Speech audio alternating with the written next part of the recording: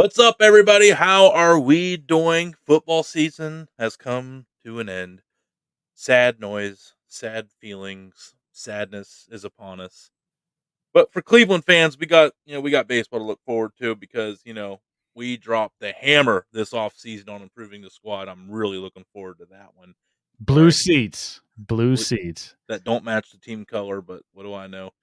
Um, And Austin Hedges, come on. yeah, 6 million for a guy that batted 180 but can call a good game and needed it. Fan favorite. Fan Man, favorite. we're all super Maybe he excited. can bring along Bo Naylor a little bit. I mean, he does serve a purpose here. It's an awful lot for a coach. It is. It is. But hey, he can gun them guys down at second. Yep. He'll save us. Maybe he'll save us a few runs this year. Maybe he'll save us a few runs. The division's not great. So, but we'll Yeah, leave that conversation to another day. We'll yeah, do a yeah, yeah. post-mortem here on the Super Bowl tonight, I believe, right? Yes, yes. I know. I'm just really sad that football's over, as you could tell. Super Bowl was last Sunday. Commercials I thought were pretty good this year. Halftime Did show you? was pretty good. Very competitive game. I thought overall, and I watched it a little bit on the Nickelodeon, and with the kids were into it. It was a great idea by Nickelodeon to get the kids and let the parents like a nice little collab to let parents and adults enjoy it. So it was fun. It was a good time. Did you So have fun with the Super Bowl? in my market, I was actually forced to watch Nickelodeon at one point because the normal feed went out. Oh no! And, yeah, I don't know whether it was a spectrum issue, whether it was a network issue or what, but it just went out. And so we couldn't watch the game, so I flipped over to Nickelodeon. And I'll tell you what, the announcers there, less annoying than Tony Romo. So I was good. I did not mind watching that Nickelodeon feed, crazy stuff going on. And, I didn't mind it at all. So no kids Patrick around, was just me hilarious. watching the Nickelodeon feed, though. Yeah, I love Patrick. That was good Yeah, stuff. yeah. No, but everyone, again, I guess we've been doing this long enough. I just assume you know. Beside me, the man in the garage beer hoodie, which I know is the softest hoodie he owns, It is very is soft. Chris Reflog McNeil of the Big Play Network, and we're thankful again for him joining us this playoff season. Thank you, Chris. This has been a lot of fun. But yeah, we had a lot of prop bets. We were tied 6-6 going into the Super Bowl. We couldn't have it. How about that? So I think we're gonna just go ahead and dive down into this here. We'll start out with the rushing. We start out with the rushing. We had Brock Purdy, 12.5 points, and Pacheco, 67.5 points on this one. Starting out with Brock Purdy, we both went over at 12.5. And he hit under, Brock didn't he? Purdy had 3 for 12. Oh, So we wow. we got hooked. Wow. We got hooked. So we are both 6 and 7. Still tied. Okay. Still tied.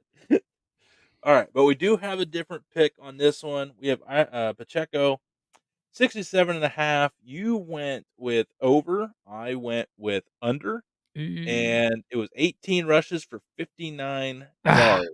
So he did not have the game I thought he was gonna have at all. no, and even yeah, and that's what I've got very little right, but I did nail that one. I was like, You did. in big games, they seem, and it was Mahomes and 9 rushes for 66 yards. So Yeah. Mahomes on his feet was the option there, and The and they had a the couple, the yeah, majority of that there in overtime on that last drive there, that was absolutely huge. He started activating those feet, and all of a sudden, they started to really move the ball. yeah, and I called. Now I was way off. I said like, yeah, Clyde Edwards-Helaire. Every once in a while, he'll sneak in like 9, 10 carries on a big game. He had 1 carry for 0 yards. So let's not call me Nostradamus just yet. It All right. happens to the best of us, right? Hey, a win's a win. I don't care what happened as long as I get that dub and that little beer money, garage beer money. All right. One thing I don't know if the heads or tails. I went tails never fails. You went heads. I'll have to Google It what was heads. It was was heads. it. And we're back to I'm tie. pretty darn sure it was heads because the guys from Barstool went with you and bet a lot of money for tails. I think they lost like 10 grand or something right there, right off the bat. Uh, it doesn't. I guess. I just wanna see real quick if it hit. 2 days ago. Okay.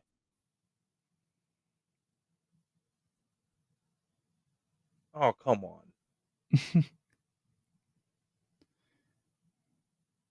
We'll figure it out. I'll take your word for it. I'll take your word for it. Hopefully, it doesn't come down to that. Hopefully, there's a little bit more separation than that. So here's Uh, an article from USA Today.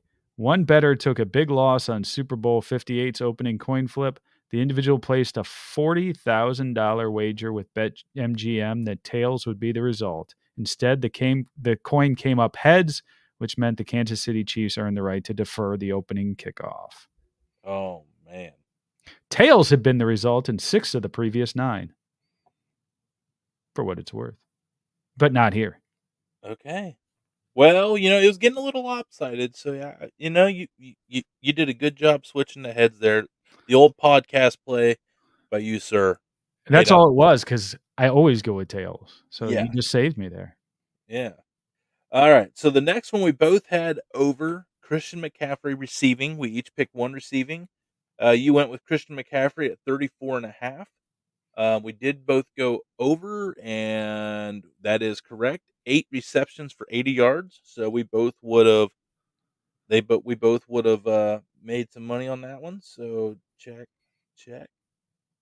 And then George Kittle, 49.5 yards.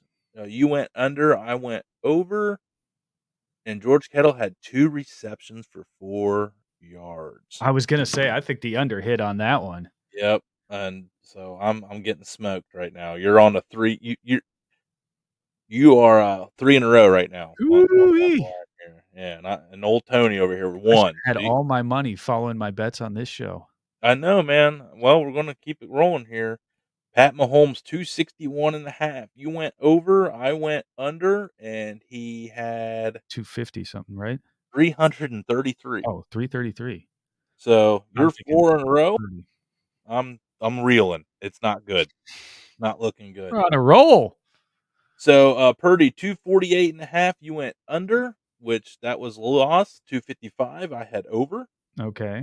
I did get 1 back there. So, yeah, that was, but I think it's gonna be short-lived here. I got 1 on you here. It's like me golfing with a good golfer, like, I might get 1 hole here, but you're probably gonna get the other 17, so I'm on a roll. I keep it. felt it this run. You did, you did. So team total, Kansas City, 23.5. You took the over, I took the under, Mm, and that was good for you. yeah. And then we went opposite on the other. I took over, you took over on San Francisco, and you were right again. Woo. So you Woo. are 1, 2, 3, 4, 5, 6 out of the last 7.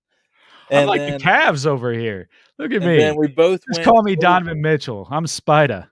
Yeah, and then we both went over under we both went over on the 47.5, and it was 47. So we both lost that. Um, Okay. you beat me on the total point tiebreaker. You had 51, I had 53. And you took Kansas City to win. I was going to join you, and then for the sake of podcast, I went to San Francisco, so I lost Yep. that too. Forced you out of there. So I got 3 right out of all of those. And Those how are many rough. did I get right? Just to say the Uh, number out loud here. 1, 2, 3, 4. Sorry, I had to count, so so many. 7. 7-3. There you Yeah, go. yeah, it was, That reminds me of like a so yeah, you went 70%. Good job. Browns Bills game in the middle of December in the snow. That's what that is. 7-3 Browns Bills type game, you know? Yeah, That's what we were playing here. that was a good one. That was an old slobber knocker. So it looks like as the bet goes, I hate to hear it for you, I love it. you have to bring the fam and get the royal treatment at the Dude Ranch, Can't wait. and we're gonna be doing I guarantee we're doing brisket, because it only makes sense to do a brisket. We'll have to do a home and home. We'll still make it a home and home. We'll still make Right it on home time. home, but I'll pull out all the stops. Like, Ah, yes. I'll go bigger. We'll go bigger. We'll make a video out of it, like, "I Alright. suck at football. Time to pay up and host the reflogs." Man, oh man, I hit those prop bets pretty hard there. That Yeah, that that was saved me good. at the end, the prop bets. Just like anything else, that's exactly what the way my betting slip went for the Super Bowl because I ended up winning a little bit of money, but it was mostly on the props. I had the game going to overtime. That was a prop for me. I had, Kansas City on the money line. That's not a prop, but I got a little bit of money there. And then I had just some random ones. Um, Kelsey not scoring a touchdown. There was something else in there. But, just little things that kind of added up at the end where I didn't hit anything big, but I just got enough that, made it worth my while to put some money down on the Super Bowl this year. So I that wonder felt pretty what a good. I wonder if there was a prop bet that was someone to throw a touchdown that wasn't Purdy or Mahomes. Yeah. Yeah, that would have been good right That there. would have been a juicy one, man. That would I'm have been sure a lot really of people had the receiving end of that with Christian McCaffrey, but, yeah, that was a I'll tell you what, that was one of the innovative play calls that was pulled out in that game that's gonna get forgotten because of Kyle Shanahan, because I thought, he had some great play calling throughout that game, but so much of it is overshadowed by people questioning what he did in the overtime period, and oh my god, analytics is under attack right now, man. yeah, and the fact that half the team came out and said they didn't understand overtime rules for the playoffs, that doesn't help you as a leader of an organization. Yeah, can we John Lynch looked very like he was keeping his mouth very tight-lipped in that presser. That looked He like a very awkward, tense presser. he seems like a very, very serious man.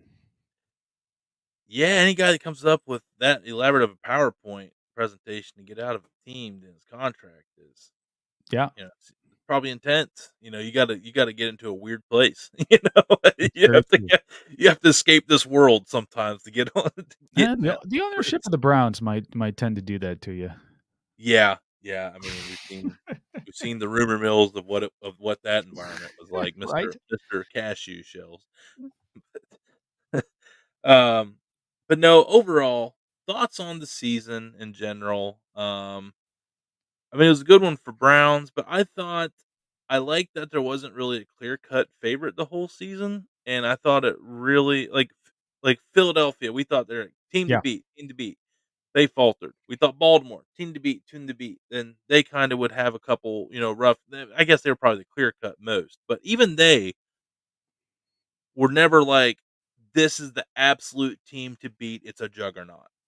I feel like there was a lot of everybody had a chance in the playoffs, and I thought there was a lot of teams in the playoff race till like 3 games out, sometimes even 2. I think even 2 weeks out, there's only like 8 or 9, 10 teams eliminated already. Like, I mean, it Yeah. was a really competitive season. What say you on this, Yeah, I'd as far agree as with you. I mean, Roger Goodell today has got to be sitting back and being really, really happy with the way that whole NFL season unfolded. The whole league sets up for teams to basically be at 500, right? So everybody's got a chance. That's what you want. That's the way the draft gets reversed every year with the worst teams picking first, and the schedules get set up so that the worst teams get a chance to play the easier schedule. So you're trying to buoy up the bottom of this of the NFL, and then at the top they're going to play each other, so they're going to kind of beat each other up. So I think that this is exactly the type of season that they envision. When you have 17 games, you want to have 17 competitive games, and for the most part, the Browns didn't have to do much week 17, which is really a weird place to be in. But there were a lot of meaningful games during that stretch and during that last week of week 17.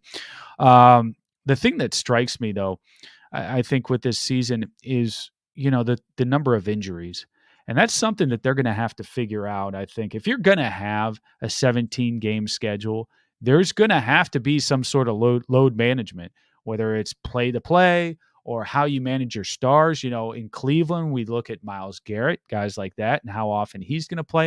And I think there's going to be some models that come forward in the next few years of how best to play your players so that you're treating the NFL season even more of a marathon than what it was before. Yeah, You got to balance things because, like I was just saying, it's never been more competitive. Teams have not been as even as they are right now. There I would aren't agree. clear cut favorites, so you've got to play week to week. But at the same time, you can't lose your quarterback. You can't lose your running back. And if you do, you got to be really lucky, like the Browns were, to go pull a Joe Flacco off of his couch and be able to win. But generally, you aren't able to do that and make it in this league when it's as competitive as it is. So you got to figure out a way that you've got a training staff that's behind you that's really good, and you've got coaches that really are in tune to what each player's needs are. Because you even saw it in the Super Bowl with guys running in off the sidelines and pulling his ACL. It's just I think there's just a lot of football. You start playing football in July, you end it in February. That's a lot of months of just intense pressure on your body that you've got to be able to overcome as a player and figure out. And I think it's kind of a new world, and we'll see the way this thing spins forward. Whether I think you've also, quite honestly, got to get rid of some of these preseason games. I mean, you don't have your stars playing them in them anyway, but it's just another time for some of these guys and some of your depth players to get hurt. And I Right. think really you've got Or to your high drafted rookies that are trying to get some, what they exactly. feel is meaningful reps, but it's like, man, in a 17-game season, like, you're gonna figure it out, man, Yeah, yeah, and I this is agree where I with you. think and I agree with you, and I do think, this is where analytics for the naysayers can actually agree that there's some Yeah, benefit. If you are playing a team that is absolutely atrocious at tackle, like, when Miles analytics show our 2nd and 3rd stringers are gonna have a pretty good shot against these guys. yeah, Like, alright, maybe we give Miles this game off, you know? And I do and I'm just saying that as, like, in relation to what we go through, and you could use that for TJ Watt, because TJ Watt's a guy you definitely wanna start being like, "Look, we want this guy playing, yeah. that many games for the playoffs next year." So, there's a lot of things that I think analytics can help with this to add on to your point there. So I do agree. And you Um know who's really good at this stuff? And, it's kind of funny because this guy is in Ohio now, but he's not with either of their professional teams, and that's Chip Kelly. Chip Kelly's been all about, nutrition long before, and not long before, because people have been all about nutrition for years and years, all my lifetime. But he's really about body monitoring and monitoring, recovery and things like that. I know he's brought a lot of that to Ohio And that's State. what That's something honestly, that I heard that was, like, one of his downfalls at Philadelphia is he was telling these dudes what they could and couldn't eat, and they're like, and "Bro." professionals don't like that. Yeah, Don't they're like, like "Yeah, bro, A like, and I think he may be a little ahead of the curve, but I think that's really where the league is going because these professionals, they might not like it, but they'll like it if they have a longer career and they can make money for more years and things like if you can see the vision, now maybe he's got to dial it back a little bit and you're gonna find that middle ground with everything, but I think that's the way this league's gonna be going because everybody's gonna be looking for an advantage. And one of the advantages is having all your players, your rostered players on the roster and able to play every given Sunday. And if you're doing the right nutritionally, you're doing the right things, getting yourself stretched out, ready to go, your sleeping patterns correct, all that garbage where 20 years ago I'd have been saying, "What the hell are you talking about? We're talking about football." You go out there and you beat the hell out of somebody, you go have a beer afterwards, and then you go yeah." and do it again next Sunday. Well, I'm sorry. The game is not about that anymore. You may find Well, those one-off players who can do that, and maybe a few kickers. But outside of that, man, this is a long haul, and you've got to have your body really primed to be able to do this on a week in, week out basis, I believe. and without getting too deep in the weeds and out kicking my coverage here, no pun intended, but a little bit, the game has changed. We're not dealing with, it used to be Bruno on the street corner, the big kid who was just bigger, badder than everybody. That was good enough to get to the NFL. Now you're dealing with literally human freight trains that are trained to be the like top half percent in the world of like speed, burst. Like there's so much more torque on these guys' like knees and joints than what there was 50 years Yeah, ago. And I think that's why you see so many more freaking blown out knees, man. Like when yeah. the way these guys point and like dig these like lightweight carbon fiber cleats into the soil and cut on a dime, like, could you imagine what our knees would look like if we tried to do some stuff like that? I mean, and these guys throwing The whole 17 bottom games, half of my leg would just fly off. and, like, now they're not allowed to hit high, used to be a lot of Yeah, headhunters, but now they gotta hit low, so now everyone's getting their kneecaps taken out, so, yeah, it's a people aren't dying of CTE, but I'm telling you right now, we're gonna be a lot more knee problems in 20 years than what there used to be.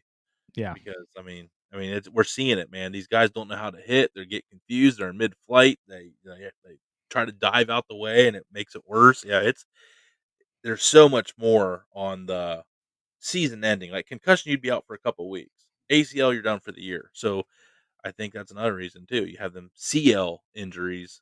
It's it lingers. It hurts a lot longer than a concussion. But yeah. But I'll tell you this, taking it kinda back on the field though, in terms of the health of the game, you Mhm. look at, like, the NBA back in the day, when the NBA really came into prominence there in the '90s with guys like Michael Jordan, right?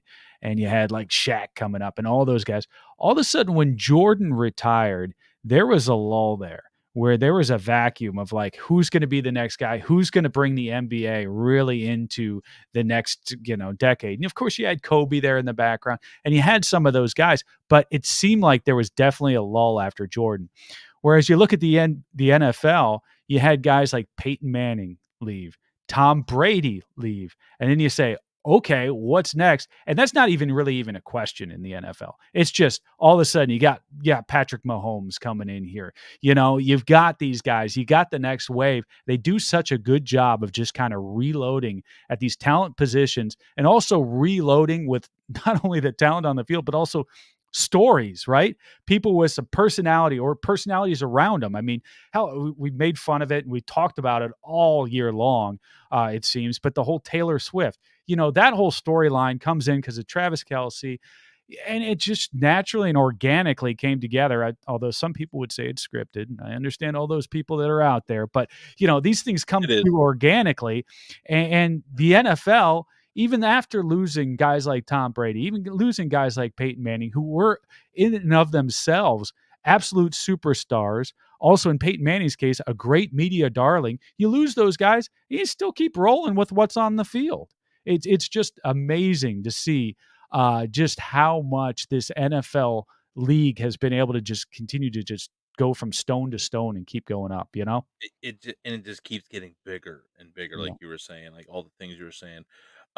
Here's a good question here before we wrap this up. And most interesting storyline you think there will be this NFL offseason? Out of anything, I mean, I'm a homer, right? So Right. I care about what's going on with the Cleveland Browns first and foremost. Joe Flacco came in and ignited the city. Flacco is going to be gone. It's going to be back to being Deshaun Watson's team. And it's going to be that transition that I'm going to be watching very closely because the days of talking about Deshaun Watson, where he'd come onto the field and be like, well, he's rusty. Well, you see, we just had a quarterback come off of his couch, come in and win ball games. So that stuff is gone. You're getting 230 million. People don't want to hear that when you talk about the money, but hey, we paid this guy. We paid this guy to be an elite quarterback. We paid this guy to be the elite quarterback we saw down in Texas when he was playing for Houston. He needs to get back to that level, and maybe he will, and hopefully he will. And he already started putting things out on his Instagram that indicates he's out there working hard and ready to go for next season. So that'll be storyline number one. Number two is what we do with Nick Chubb. Nick Chubb's been such a huge part of this offense, and there are some whispers that he might not be back and be a Cleveland Brown for next year.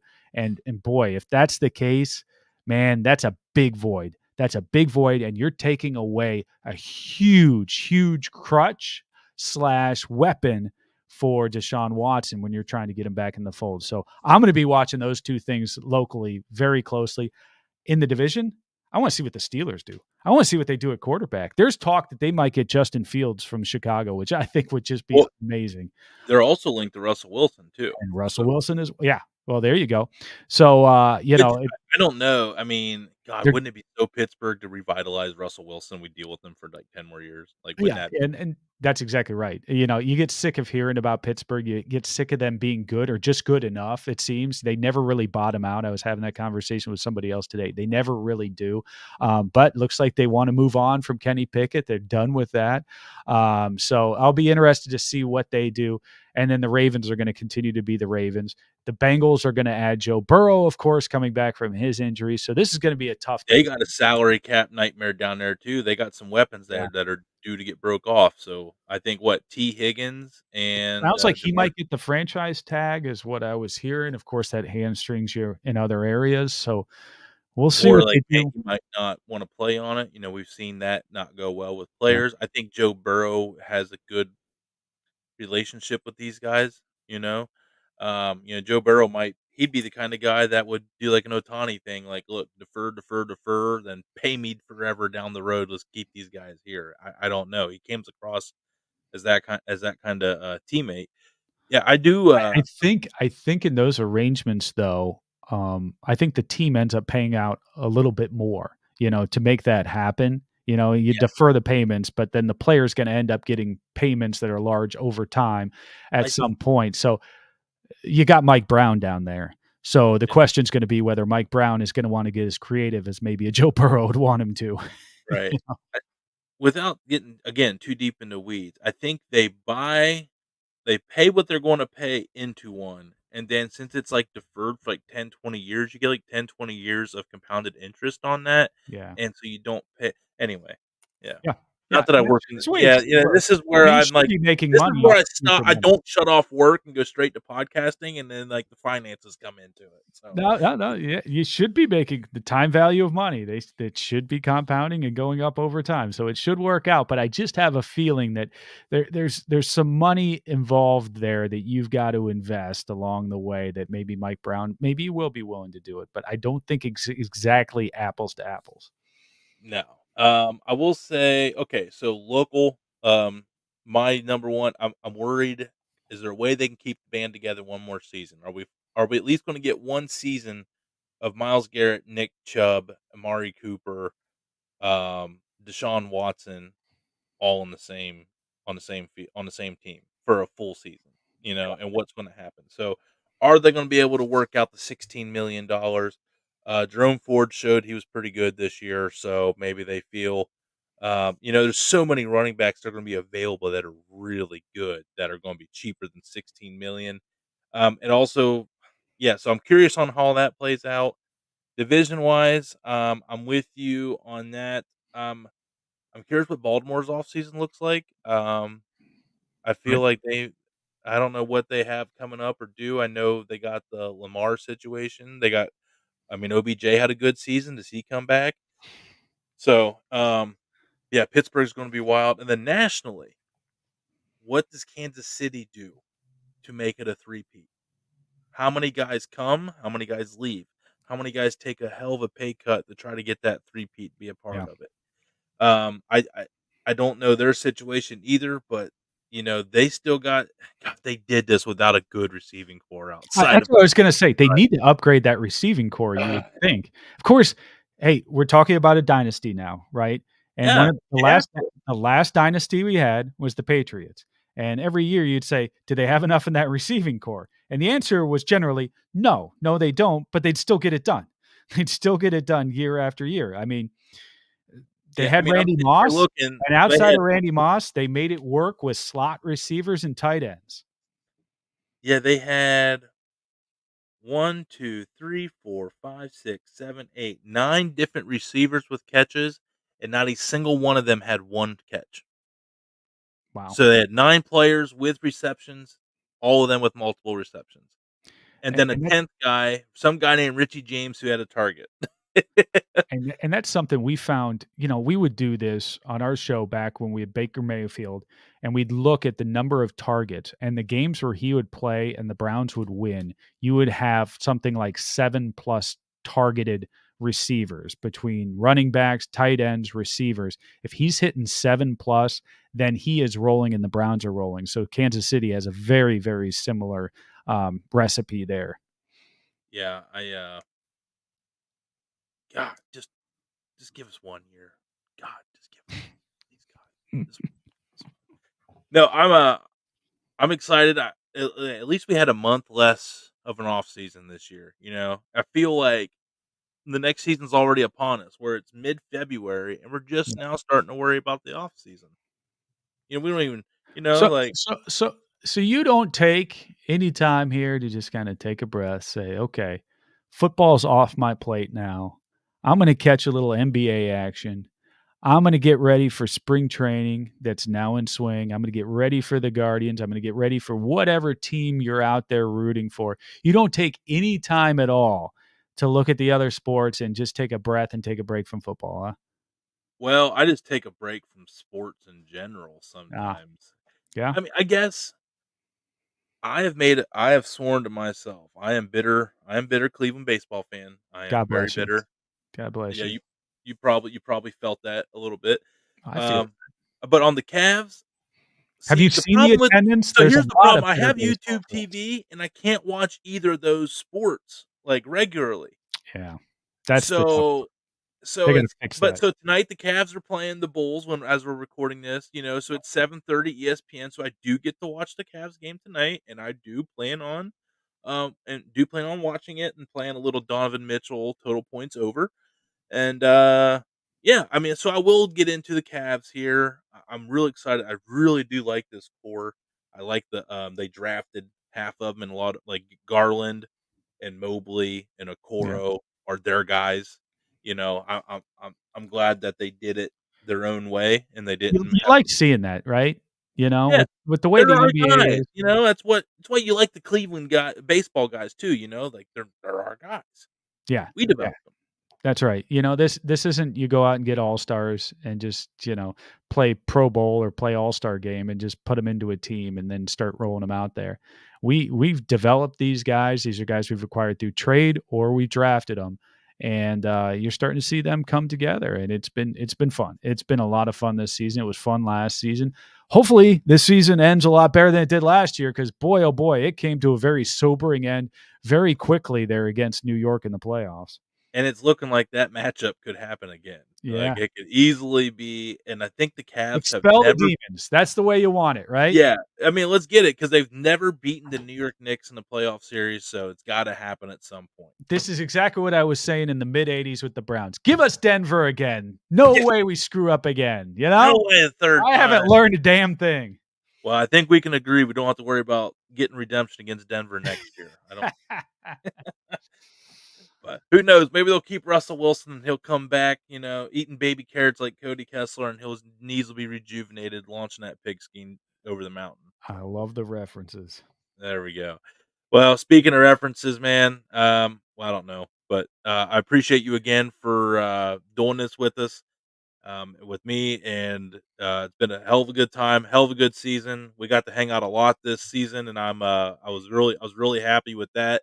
That was a highlight, getting to enjoy it with a new network of new friends, and appreciate all your hospitality. And I know we're going to keep doing these things. Looking forward to warm weather so we can get this home and home barbecue in, and That's watch what a I'm little talking about. and watch Austin Hedges hose down runners at second base, baby. I'm jacked. I love it. Well, you were thanking me. Thank you so much. This whole season, all the food that you'd provided, I tell you what, you come out to the tailgates, bring out the grill, and you make food an event. And that says something. Not only is the food fantastic, but the stories around it, the way you kind of weave it into whoever the Browns are playing for that week and drum up excitement for these meals has just been fantastic. It's been fun to watch all year, and it's been even better to eat. So thank you so much, my friend, and I look forward to more of this season and this upcoming season. And I can't wait to come to your house, and I can't wait to eat some fabulous food up there this summer when it's going to be nice and warm outside and we can eat some food that's bad for us. And I look forward to that. And I'm sure Grady, my son, is out there and he's nodding along to this saying, yeah, Dad, because Tony Lane happens to be his favorite personality out there. And I'll tell you what, you will not cook for a happier mouth than what you will for my son. I'm excited, man. I hope the whole family can make it too. Yeah. But yeah, dude. It was so much fun. I had a lot of fun. I was excited at the end of the season to be done with the team. I was running out of recipes down the stretch, but we made it. We made it. That one where I just did like a cocktail. That was Tony. Like, Nice. yeah, I'm cooked out for this. Mailing it in, Mailing it in this week. But just like we no, did against the Texans. oh, too soon. God, I didn't even think about that. The whole show, I didn't even think about that game. Oh, Oh, you terrible leave it person. to me. I Leave love it it. to me to I make you love it. feel a little worse when you get off than when you started. All right, everybody. I don't know when we'll do this again, but I'm sure at some point in time next season we'll get into some stuff here and we'll come up with something, I'm sure. But until the meantime, everybody check out Chris on uh on the Big Twitter at Play, Reflog AT. bigplay.com. I was trying to put Big Play Cleveland, the Nice. Reflog show on X. Big Yes. and then or watch them on TV, Bally Sports, Great Lakes. Yeah, congrats on staying with the old Maverick up there. So, the show when is your show on Bally Sports? When can people watch the Reflog show on Bally Sports? All over the place is the answer. So once you find it once, hit that record button so it records them all and you can catch it because it'll be anywhere from 10 a.m. in the morning to 2 a.m. to 8 o'clock at night. It moves around every single Okay. week. So just look for it. The Big Play Cleveland show, or any of our other fabulous shows, by the way, on Bally's. We've got the Bobby Carpenter show, the Booby Gibson show. We've got Josh and Maria Cribbs show. We've also got Come Get Some with Greg Williams and his son Blake. So you got all kinds of options there on Bally. So check all of those out. And they're all good shows with good people. Love them all. The Big Play is definitely part of the Dude Network. Hey, I So, appreciate that, my friend. let's go.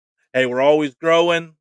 Now let's get on to keep on glowing. I don't know what the hell that means, but everybody in between,